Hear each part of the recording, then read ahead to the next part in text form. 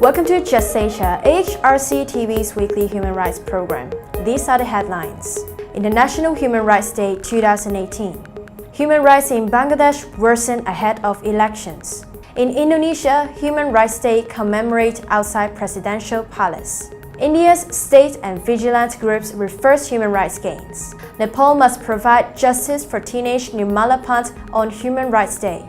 4 years after the coup, democratic space in Thailand greatly reduced. Bangladesh sees no progress after 1 year of diplomats' disappearance. Burma's Aung San Suu Kyi to lose freedom of Paris.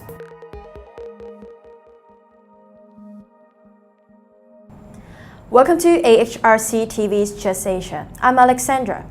This week, Just Asia focuses on International Human Rights Day, commemorated annually on December 10th. The day marks the adoption of the Universal Declaration of Human Rights in 1948. This year, 2018, is the 70th anniversary of the Universal Declaration, which is a milestone document proclaiming the inherent rights that all human beings are entitled to, regardless of race, nationality, religion, sex, birth, or other status. The Declaration sets out universal values on a common standard of achievement for all peoples and all nations. While the Declaration's universal values of equality, justice, and human dignity continue to provide a beacon of light on its 70th anniversary, its promise is yet to be fully realized. People around the world continue to face discrimination and violence due to their gender, beliefs, and ethnicity, such as Burma's Rohingya and minority groups in Pakistan and Indonesia. Governments use a variety of tactics to suppress their critics' right to expression and association. From intimidation to violence, seen in Bangladesh, India, Thailand, and China. There is an increasing trend in Asia for governments to enact new regulations monitoring the use of social media and the internet, and further restricting people's freedom of expression.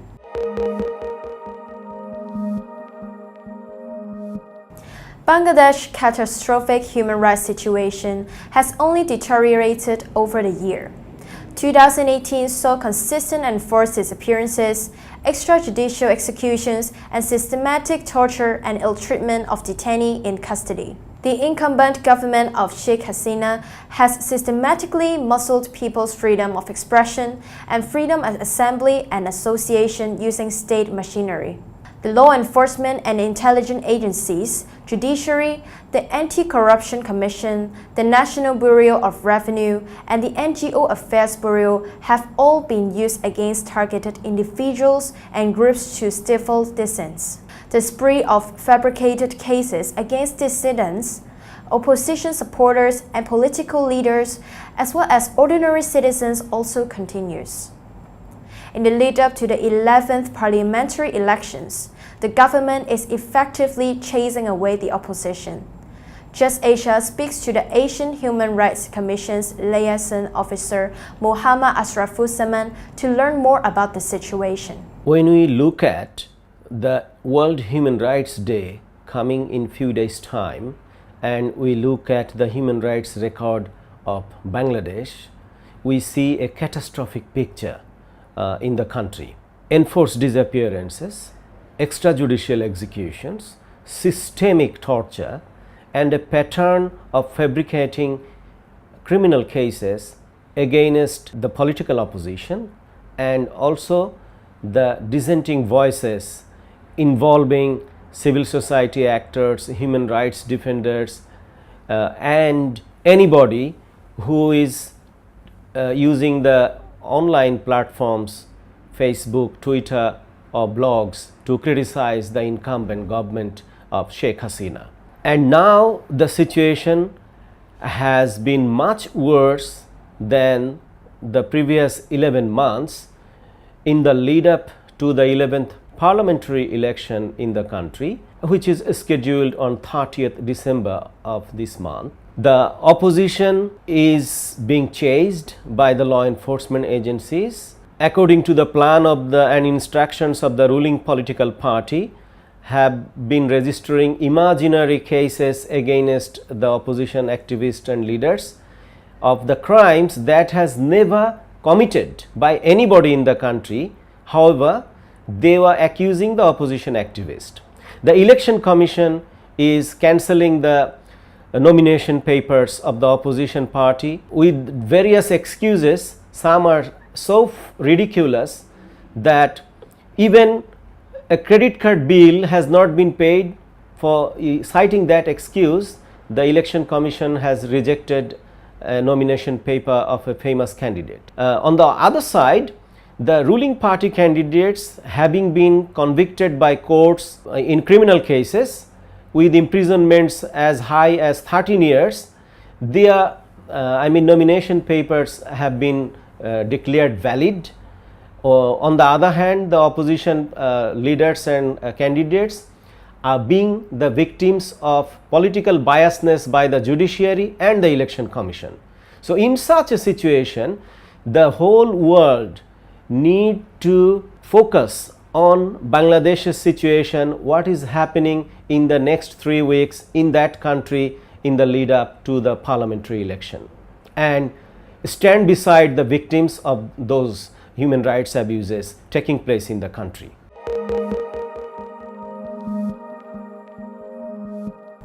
In Indonesia, victims of human rights violations and their family members gathered in front of the presidential palace to commemorate International Human Rights Day.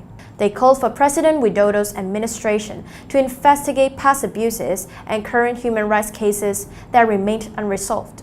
President Widodo will finish his term next year, having done nothing to address various human rights cases during his 4-year presidency. In fact, President Widodo has ignored victims' voices to establish an ad hoc human rights court based on Law No. 26 of 2000, while continuing with the establishment of the controversial National Truth and Reconciliation Commission. So far, a local TRC has been established in Aceh province.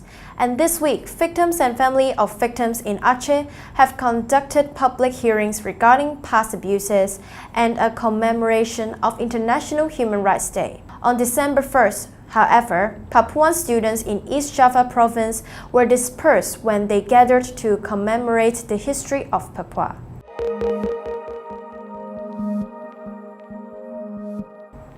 India was elected once again as a member of the UN Human Rights Council for a 3-year fixed term this year. The same year saw the worsening of the country's already poor human rights situation. There was no abatement in the violence and killings in armed insurgency hit states like Jammu and Kashmir and Chhattisgarh. Meanwhile, there was an increase in attacks against minorities and marginalized communities, including mob lynchings. Attacks against human rights defenders and outspoken journalists also increased, with numerous deaths during the year. Several noted human rights activists were also arrested for being Maoists, including famous advocate Sudha Bharadwaj, one of the national leaders of the People Union for Civil Liberties.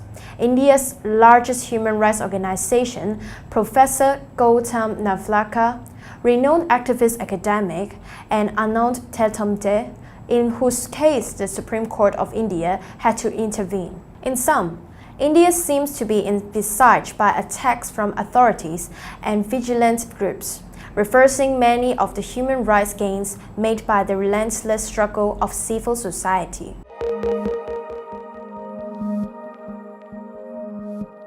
Nepal saw a year of poor protection of human rights. The government instead was seen to further restrict rights by introducing harsh law to control the functioning of human rights. NGOs and INGOs with its national integrity policy. Strict media regulations were also enacted, and the government is now also controlling the use of Facebook and Twitter. Several persons have even been arrested for writing against the government and politicians on Facebook and Twitter. Most recently, the government has directed media houses to stop writing about 13-year-old Nirmala Pant, who was found raped and murdered on July 27th. Nirmala went missing on July 26th, but the police showed an unwillingness to search for her that same night. Since then, while senior police officers investigating the case have been recalled and suspended, there has been no progress in uncovering her murderers. The police were found to destroy evidence, including washing her trousers in muddy water. They have also been questioning innocent people, even those with mental disabilities, instead of going after the real culprits. Nirmala's case has shaken the whole country, and people from all walks of life have come together seeking justice for her. On the occasion of International Human Rights Day, the Nepal police and government must work towards justice for Nirmala.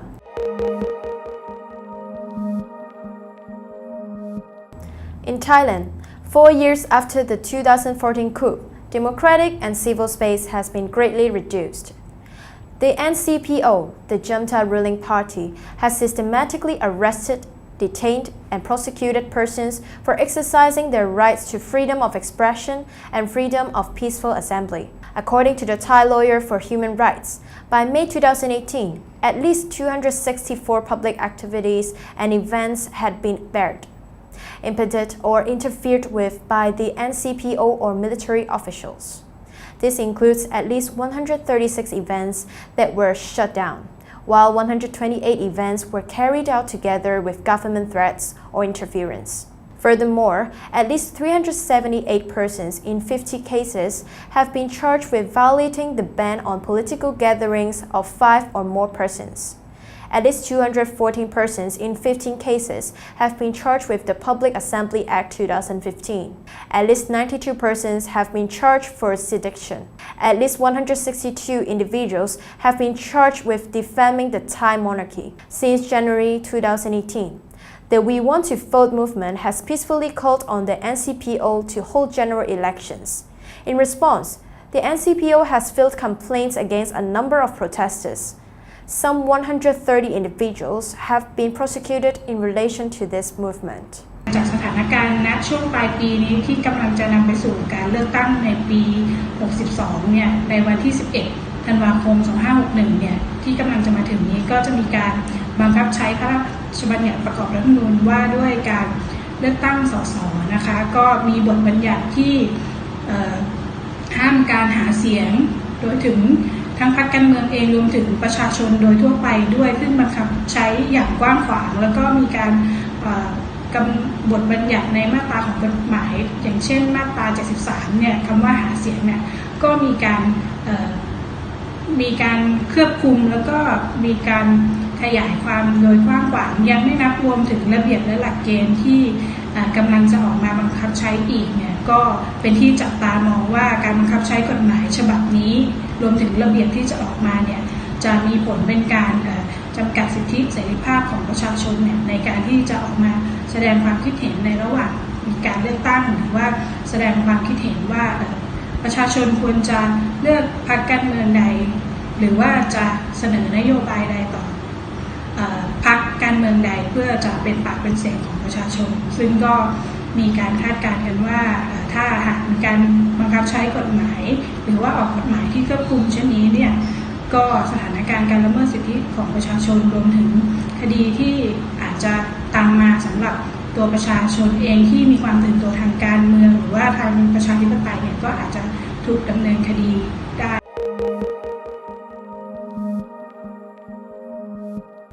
Next, Bangladesh former Additional Foreign Secretary Ashrafuzzaman disappeared last year on December 4th.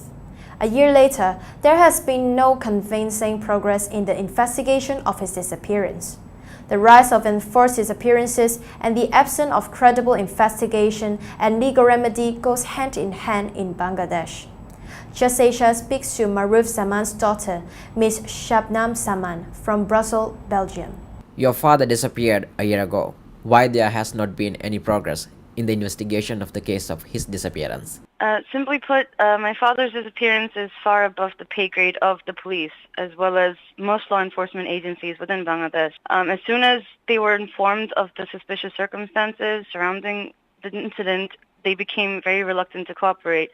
For example, we told them that my father's stolen electronic devices that had been taken by the 3 unidentified men on the evening of his disappearance were accessed and mined for personal data for several days, starting from the 5th of December onwards. We even gave the police and other agencies the IP address that was used to log in to his accounts, but this lead was completely ignored by all of them. Unfortunately, this isn't surprising to us in any way, given that For instance, an article published by a local newspaper right after my father was abducted plainly states that law enforcement were already aware of who was responsible, and as such, the investigation would not proceed as expected. Do you see any similarity or difference between the status of your father's case and the other hundreds of disappearances cases in Bangladesh? In my opinion, my father's case does mirror the overall, what I would term, a pandemic of enforced disappearances within Bangladesh. And this is particularly in terms of police inaction, as I mentioned earlier, as well as overall indifference from the government officials and authorities. Moreover, there's been a general unwillingness by the media to investigate. For example, we were told by a crime reporter from a prominent Bangladeshi newspaper that it's actually a good thing that we had allegedly stayed quiet about the whole incident. And this was actually a crime journalist who had initially reported on my father's case. So that gives you an idea of the ground situation.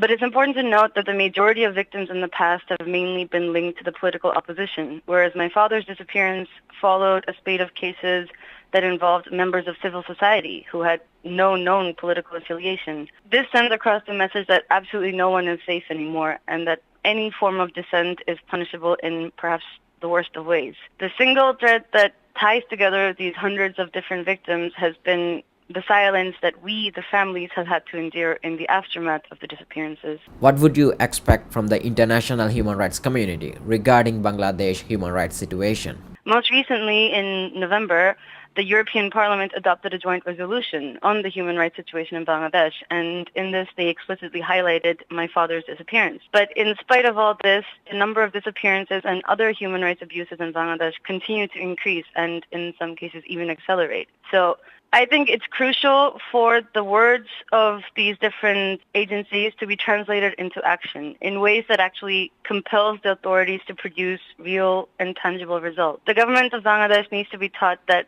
these violations, which go against, all international standards of conduct, will not be tolerated, and that these crimes cannot be allowed to continue as they have been for so many years, with zero accountability and complete impunity for those responsible. So human rights organizations and activists must continue to rise up and protest against these abuses and ensure that the victims are never forgotten. Lastly, Aung San Suu Kyi is likely to lose her honorary French Freedom of Paris for failing to speak out against the abuse of the Rohingya. A spokeswoman from the Paris Mayor's office said, "Similar decisions have been made by the cities of Glasgow, Edinburgh, and Oxford, while Canada has already revoked the Burmese leader's honorary citizenship. Amnesty International also stripped her of her Ambassador of Conscience award." The world has been outraged not only by Burma's atrocious crackdown against its minority Muslim community, but also at the silence of Nobel laureate Aung San Suu Kyi, once touted as a democracy icon. While some 700,000 Rohingya fled the military crackdown since August 2017, Aung San Suu Kyi has done nothing to rein in the military.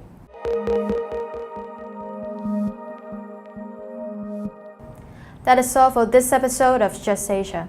For more on this and other issues, please visit www.humanrights.asia or www.alrc.asia/justasia. Thank you for watching and see you next week.